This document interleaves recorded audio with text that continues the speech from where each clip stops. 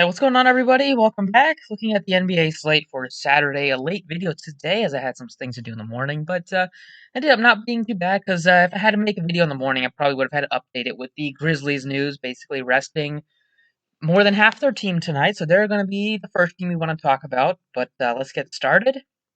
As always, appreciate you guys hit the like button, subscribe if you haven't already. Follow on Twitter at the DFS Press for updates. Check out the website. Check out Price Picks in the description down below. So, we'll get started here, touching on the point guard position. Well, first, we'll just talk about the Grizzlies. They are having a bunch of players out for rest. Even Justice Winslow is questionable just because they have like 8 guys without him, I think, active. So they might just keep him there, just so in case of emergency if one of the 8 happen to go down. But he's not a guy that you should be thinking about playing today. John Morant is 7,700. Him and Valanciunas, the two main pieces that are still there. I like both of them. Valanciunas looks really good, especially without Brennan Clark and with just having them and with just having the Valanciunas, Tillman, and Deng as the big guys in the front court. I expect him to still get some good minutes against DeAndre Ayton, and it's a good spot for both him and Ayton on the other side. So I don't mind going to Valanciunas. And then we got a bunch of value. Probably want to get at least a couple of these value pieces with Desmond Bane is 3,800. Tillman is 3,400, probably starting today, or at least we'll get good minutes off the bench. They're the two that I like the most. And then, you can take a flyer on like Conchar McDermott just because they should get like 20 minutes at least off the bench, but they're not guys I'm really interested in. So really, it's Morant, Valanciunas, D'Anthony Melton, just because he can score the basketball, and they're gonna have to play in big minutes. Bane and Tillman are the main guys, and maybe Tyus Jones as the other like 6th guy that I'm looking at from the Grizzlies. But starting off at point guard, we have Damian Lillard in a great spot. We know the history between him and Westbrook. They are facing off here. Should see some fireworks tonight. Lillard's been back to what we thought he would be without CJ McCollum. He wasn't great in the beginning, but recently he's really turned it on. Last 3 games, he's really shown up and shown out, and it's a great spot against Washington. So nothing wrong with paying this price tag for Damian Lillard. I still like LeBron James at the similar price range. He's a little bit cheaper. So I might lean to LeBron, but Lillard is most definitely in play. And I like Lillard more than Curry or Westbrook, the other 10K options. And then LaMelo is 88. Price tag is definitely getting up there. They're getting Gordon Hayward back, but they're going to be without Graham, so he should still stay in the starting lineup. Still see some good minutes. It's a good spot against Golden State. He's definitely a tournament option. I don't think many people go to him in cash games, but definitely has a ceiling to pay it off, especially if he won't be too popular. And the Sacramento Kings are the other team we have to keep an eye on. They're still listing Holmes as questionable and Barnes as questionable, so that is going to be pretty important. It's an 8 o'clock start as locked, so that game's tipping off at 9 o'clock, so hopefully we'll get word. But even if both of them guys are in, I still like De'Aaron Fox at 8,000. People are kind of down on him right now. He just hasn't been doing great the last few games, and that's a perfect spot to jump on a guy like Fox. It's a great spot against Chicago. They are one of the worst defensive teams in the league. Fox can go up and down against them.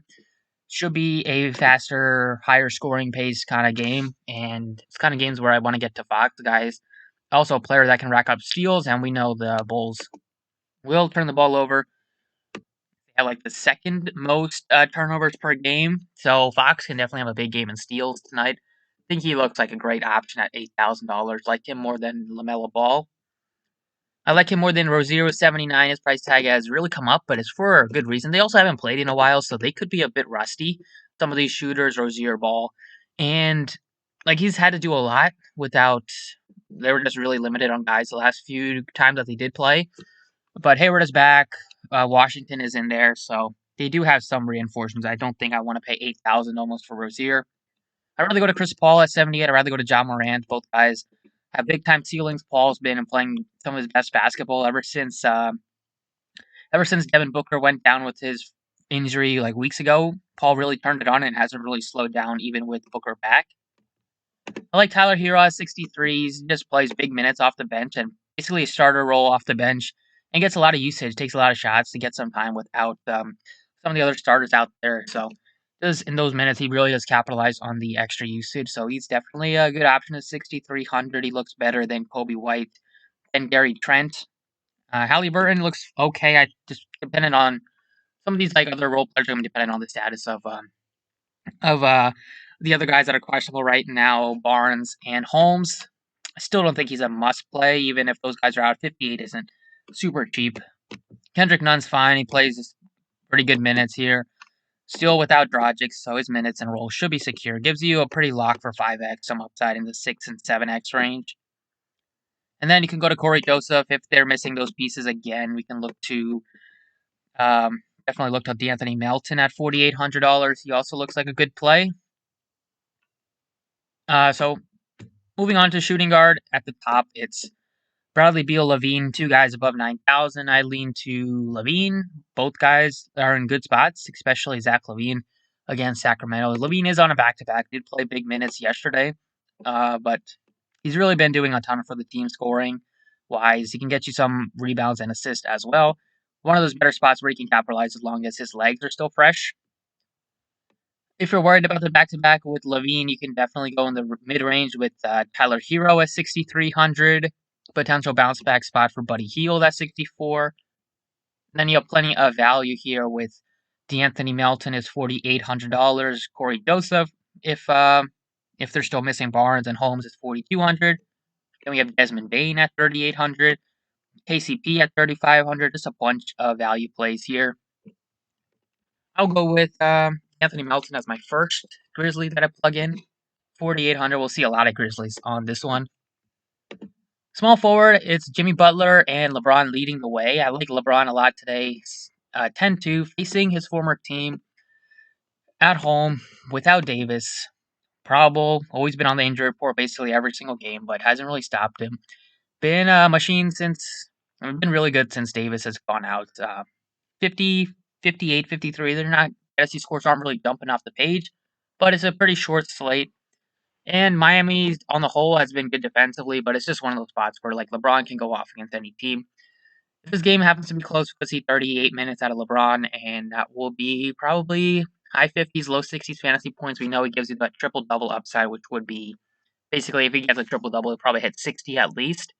10-2 is a really nice price tag, and I just feel like he's on the verge of a big explosion LeBron James game. So he's definitely going to be a guy that I have, especially with all the value in Memphis. Jimmy Butler also looks solid if you want to run it back and get both of them in there. They probably both will go back and forth. But I like LeBron more than Butler today if I had to pick one. Oubre's been absolutely balling out. Started off the season ice cold, but recently he's been lighting it up. Big time fantasy scores, shooting the ball great, playing big minutes. Price tag is getting up there at 68, but it's been warranted given his production. Wiggins is cheaper than Oubre by 600. He's 62. His ceiling and floor are a little bit harder to reach just because Oubre is a little bit more aggressive. But I still think Wiggins is in play at 6,200. He might even be a little bit better of a play than Oubre. Other guys to consider: Bertans been finally starting to get hot from the 3-point line. He's made 5 of 6 and 9 of 11 the last 2 games. Should be playing big minutes. His type of spot where he will get those minutes against Portland. It's a good spot, and could see him stay hot. Maybe 56 price tag has increased enough to where you'll need him to go out there and play big minutes and shoot the ball particularly well. He's a nice tournament option, but he's not a guy that I'll have in cash. And then like Bridges, 5,100 is not with Washington back, Gordon Hayward back. It's not a guy I'm really looking at. And then we have Desmond Bane. Definitely looking like a nice option here. I'll go ahead and plug him in at the guard position. He's just really cheap at 3,800. He probably will start today with all the injuries. He can play over 30 minutes. He's a good shooter, which is what you want to see. And there's just so much extra production for everybody to go around without a lot of their players here. I think Bane will capitalize on that. The rookie has looked good. Now we'll get a shot to get a lot more playing time, and I think hopefully he'll be able to capitalize on that extra opportunity. Power forward, a position isn't particularly deep. At the top, we have Davis is out. Hayward is fine, but with Ball taking a lot more usage, we've seen Hayward kind of be a bit up and down. Oubre is 68. He's also looked really good. If you wanted to go to him, it's a good spot against Charlotte. I'll probably go Oubre over Draymond just because I like the upside Oubre presents. Draymond also gives you a lot of upside, but it's not going to come in the scoring. It's going to come with the assists. It is also a back-to-back for them, and Draymond was dealing with a bit of an ankle injury, so maybe they'll keep him a bit on the take it a bit easier on him. But then again, they don't have a ton of bodies, so still think he will play his normal amount. Covington is another guy that's starting to kind of turn his season around. He's been shooting the ball much better from three, playing still those big minutes. He's a guy that gets a lot of his production from blocks and steals, as shown in the last 3 games, and it's a spot where we can definitely get some turnovers here. Washington plays fast, and Westbrook gets a lot of turnovers. Beal will get his share of turnovers as well. So I really don't mind with going Covington, especially with how much Westbrook likes to drive in the paint. Could get his hands on a couple. Some value at this position. You have Jay Crowder, who's been playing really good, even though he came off the bench last game. Still had another solid performance. We've seen like B Jelly, if Barnes is out, probably start again, and he looks like a good option if that's the case. And then we have Tillman at $3,400. He's the third Grizzly that I really like. Expect him to play big minutes today, maybe even start alongside Valanciunas here. Not that Phoenix plays particularly big. Maybe they'll start Kaminsky again, and then they'll feel better about Tillman. But he's a guy that good fantasy player on the season. He's averaging right a little bit under 1 fantasy point per minute, but not having Anderson out there, not having Brooks takes a ton of shots. Anderson gets his fair share of usage as well. I think Tillman is like a really good value play at $3,400. We'll get some backup center minutes, I think. And then speaking of center, it's Valanciunas I really like. I like DeAndre Ayton at 68. They're the two that I'm really looking at. Then you can go to Bam at 8,600. Not particularly interested in Cody Zeller. Price tag has kind of come up on him. Covington can play at center, which is nice. 62 for a guy that's definitely been playing a lot better. And then Wendell Carter back to back for him, but it's a good spot against Sacramento, depending on Holmes. And yeah, maybe you can go to B Jelly at center if they're still without the other the front court that they missed yesterday or last game. So right now, go ahead and plug in Valanciunas. I just expect the Grizzlies to be one of the better fantasy scoring teams today, just with all the injuries. I expect him to be able to take it to DeAndre Ayton, and hopefully we'll get over 30 minutes tonight, even in limited minutes. Not even limited, but even like averaging 27 minutes. He's still putting up 36 fantasy points. If they have one of those games where, it maybe happens to go into overtime or Valanciunas is just playing super well, that he gets like those extra minutes in the 32 to 35 range, easily see 40s, 50s out of Valanciunas, especially on a day like today. So definitely go ahead and plug in some Grizzlies. They will make your life a lot easier in building out a lineup. Go ahead and touch on my FanDuel plays for you guys, but it'll be pretty similar to this DraftKings core. All right, on FanDuel, starting off at point guard. I don't know why the screen looks different, but point guard, we have Steph Curry is 10,000. Then you have Lillard and Westbrook as the guys above 9,000. I still go Lillard, Curry, then Westbrook. If I had to rank the three.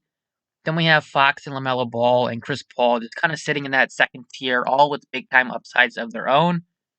I'd probably go Fox, Chris Paul, then LaMelo.